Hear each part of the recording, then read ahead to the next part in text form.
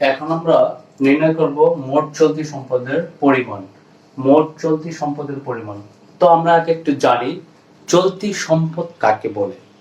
যে সকল সম্পদ 1 বছর বা তার কম সময়ের মধ্যে নগদ টাকায় রূপান্তর করা যায় বা প্রতিষ্ঠানের কাজে ব্যবহৃত হয়ে নিঃশেষিত হয়ে যায়, সেই সকল সম্পদকেই চলতি সম্পদ বলা হয়। যেমন হাতে নগদ, ব্যাংক জমা, মজুদ পণ্য, দেনাদার, এগুলাই হচ্ছে চলতি সম্পদ। তো আমরা এখন রেওয়া মিলে দেখি তো চলতি সম্পদ কি কি আছে। সেই চলতি সম্পদগুলা আমরা এখানে লিখবো, লিখে যোগ করে দেব, তাহলে মোট চলতি সম্পদের পরিমাণ নির্ণয় হয়ে যাবে। তো দেখি রেওয়া মিলে আছে হাতে নগদ ও ব্যাংক জমা। তাহলে আমরা এখানে লিখি হাতে নগদ ও ব্যাংক জমা। হাতে নগদ ও ব্যাংক জমা কত টাকা আছে? 4,92,000 টাকা। 4,92,000 টাকা। তারপর আছে কি আচ্ছা প্রাপ্য হিসাব। প্রাপ্য হিসাবের আরেক নাম দেনাদার হিসাব। আমরা কিন্তু প্রাপ্য হিসাব নিয়ে অলরেডি প্রাপ্য হিসাব করছি, 6 করছি, 10 করছি। এই যে নিট প্রাপ্য হিসাব, এই যে 10 নম্বরের যে নিট প্রাপ্য হিসাবের টাকাটা, এখানে আমরা সেটা লিখবো নিট প্রাপ্য হিসাব। শুধু প্রাপ্য হিসাবটা আসবে না, নিট প্রাপ্য হিসাবটা আসবে। কেন নিট প্রাপ্য হিসাবটা আসবে? কারণ এটার সাথে আমরা ওই নতুন অনাদায়ী পাওনা, নতুন অনাদায়ী পাওনার সঞ্চিতি, সেগুলোকে কি করে দিচ্ছি, মাইনাস করে তারপরে যে টাকাটা বের হয়েছে সেটাই নিট প্রাপ্য হিসাব। যদি ওগুলো না থাকতো শুধু প্রাপ্য হিসাব লিখতাম। নিট প্রাপ্য হিসাব আমরা কত টাকা পাইছিলাম? 55,800 টাকা। 55,800 টাকা নিট প্রাপ্য হিসাব। তারপরে কি আছে? তারপর আছে এখানে আছে, দেখো তোমরা, রেওয়া মিলে দেওয়া আছে বীমার খরচ। রেওয়া মিলে কি দেওয়া আছে? রেওয়া মিলে বীমা খরচ দেওয়া আছে 125%। রেওয়া মিলে বীমা খরচ দেওয়া আছে কত? রেওয়া মিলে বীমা খরচ দেওয়া আছে 125%। তো 125% আমাদের যে ম্যাথটা আমরা ধরে নিলাম এই বছরের জন্য 100%, বাকি যে 25% সেটা আমাদেরকে অগ্রিম দিছে। আর আমরা একটা জিনিস জানি, অগ্রিম বীমা খরচ সবসময় সম্পদ। তো আমরা এখানে অগ্রিম বীমা খরচ সেটা লিখবো। অগ্রিম বীমা খরচের টাকাটা কিভাবে বের করব? রেওয়া মিলে অগ্রিম বীমা খরচ আছে 30,000 টাকা।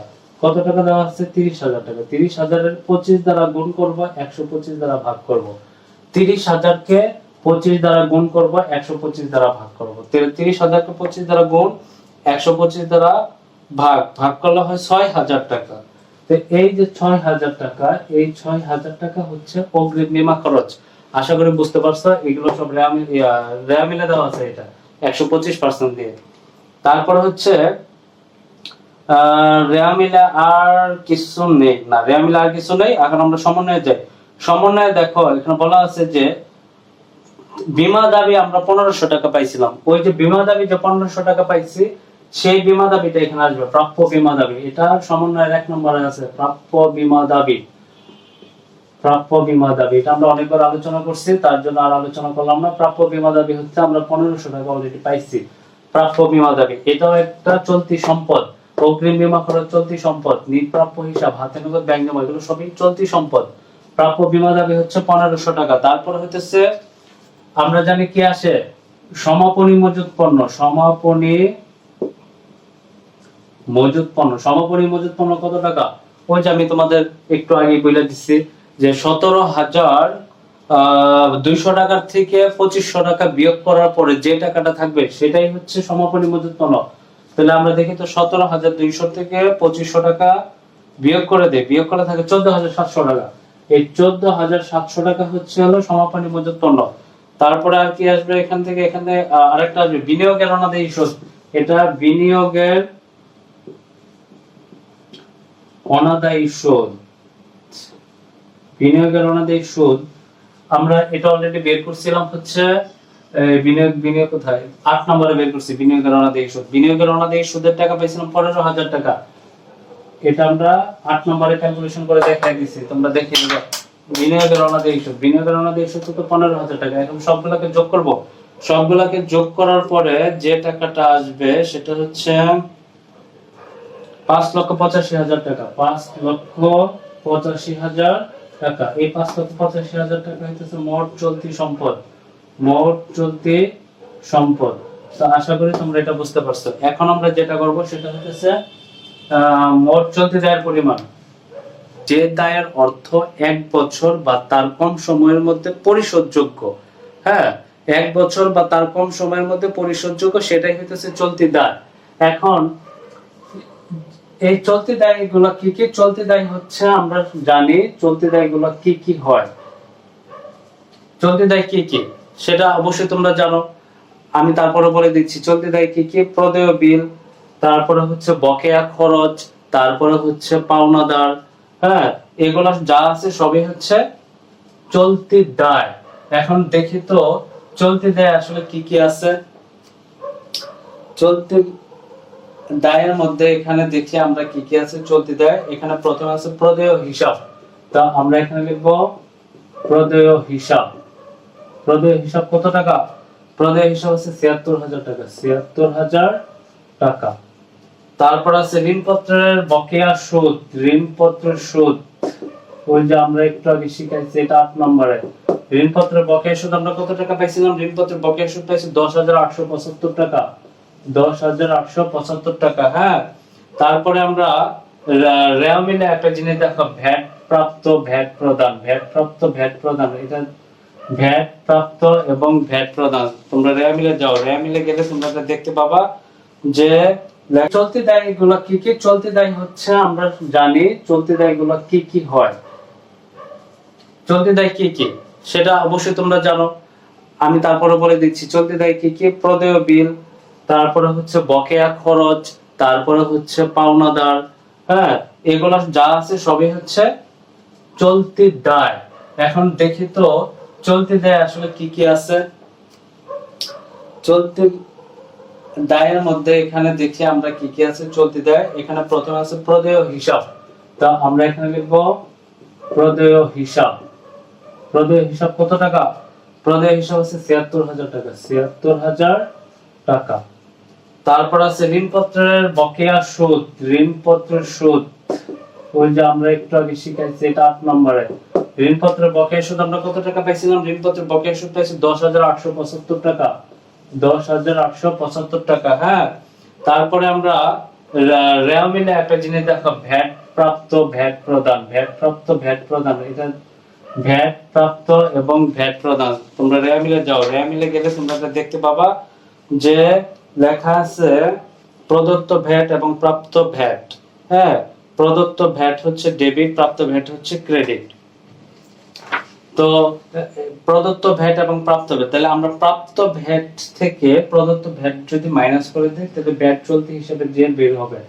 ভ্যাট চলতি হিসাবের জেল, ভ্যাট চলতি হিসাবের জেল কত? ৫০,০০০ টাকা থেকে যদি ২২,৫০০ টাকা মাইনাস করে দেই, তাহলে হচ্ছে ২৭,৫০০ টাকা, ২৭,৫০০ টাকা।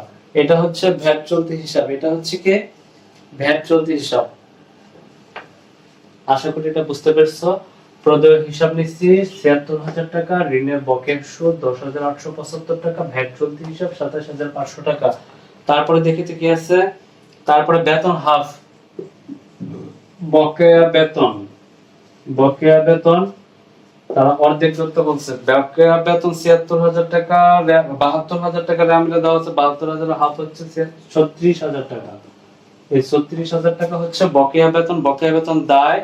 তারপরে রেওয়া মিলে সমন্বয় দেখো যে নতুন আয়কর সঞ্চিতি আছে, নতুন আয়কর সঞ্চিতি। ওই যে আয়কর সংরক্ষণ করতে হবে বলা আছে, আয়কর সংরক্ষণ করতে হবে, ওইটাই নতুন আয়কর সঞ্চিতি। কত টাকা সংরক্ষণ করতে বলছে? ১০,০০০ টাকা সংরক্ষণ করতে বলছে।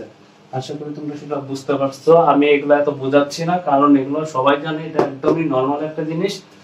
কি কি জিনিস এন্ট্রি যায় আমি জাস্ট একটু করে দিচ্ছি। তারপরে হচ্ছে কি প্রদেয় লভ্যাংশ। কি আসবে? প্রদেয় লভ্যাংশ। প্রদেয় লভ্যাংশ অলরেডি এটা আমরা আলোচনা করছি ৯ নম্বর এন্ট্রিতে। প্রদেয় লভ্যাংশের পরিমাণ কত? আমরা প্রদেয় লভ্যাংশের পরিমাণ পাইছিলাম হচ্ছে ২৩,০০০ টাকা। আমরা এখানে লিখব ২৩,০০০ টাকা। এটা নিয়ে আর আলোচনা করছি না, কারণ অলরেডি ৯ নম্বর আলোচনা করা আছে। তারপরে আমরা বের করব দাবিহীন লভ্যাংশ। লিখব কি? দাবিহীন লভ্যাংশ। আচ্ছা, দাবিহীন লভ্যাংশ, এটা রেওয়া মিলে দেওয়া আছে। রেওয়া মিলে কত টাকা দেওয়া আছে? 20,000 টাকা। 20,000 টাকা। আবার এখানে একটা কথা বলছে, সমন্বয়ের মধ্যে যায় দেখো, একটা কথা বলছে যে দাবিহীন লভ্যাংশের অর্ধেক অবলোপন করতে হবে। তাহলে এখান থেকে বাদ দেব অবলোপন। অবলোপন অর্ধেক হলো 10,000 টাকা। তাহলে 20 থেকে 10,000 যদি মাইনাস করে দিই, 10,000 টাকা হচ্ছে দাবিহীন লভ্যাংশ। আশা করি বুঝতে পারছো। তারপরে দেখো সমন্বয় বলা আছে কর্মচারীদের কল্যাণ তহবিল। আমরা এখানে লিখবো কর্মচারী কল্যাণ তহবিল। কর্মচারী কল্যাণ তহবিল কত টাকা? কর্মচারী কল্যাণ তহবিল দেওয়া আছে 2500 টাকা। এগুলো সব সমন্বয় দেওয়া। এখন আমরা সবগুলোকে যোগ করে যে টাকাটা পাবো সেটা হচ্ছে মোট চলতি দায়। মোট চলতি দায়, এটা 1 বছর বা তার কম সময়ের মধ্যে পরিশোধযোগ্য যেটা, সেটাই চলতি দায়।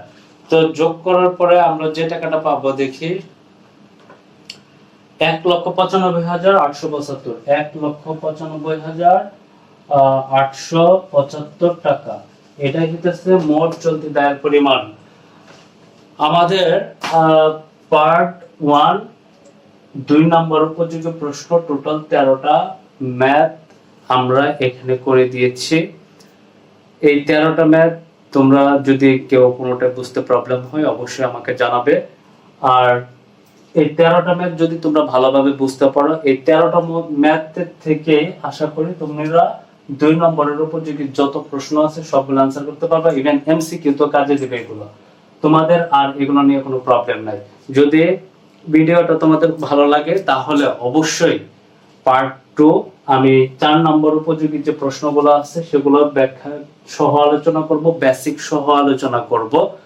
পার্ট 2 তে 4 নম্বর উপযোগী খ নাম্বার এবং গ নাম্বার, খ এবং গ 4 4 8 8 নম্বরের দুইটা কোশ্চেন তোমরা পাবা। ঠিক আছে, আমি টোটাল 7টা ম্যাথ এখানে রেখে দিয়েছিলাম 4 নম্বর উপযোগী প্রশ্নের জন্য। এই 7টা ম্যাথ তুমি যদি ভালো করে করতে পারো তাহলে তুমি 4 4 8 এবং 8 8 16 টোটাল দুইটা ম্যাথ आंसर করতে হবে। তো 16 নম্বর তোমার কনফার্ম এই 7টা ম্যাথের মাধ্যমে। ঠিক আছে, সো তোমরা পার্ট 2টা ভালো করে দেখবা। আশা করি তোমরা এই 8 8 16 মার্কস তোমাদের আর কোনো প্রবলেম হবে না।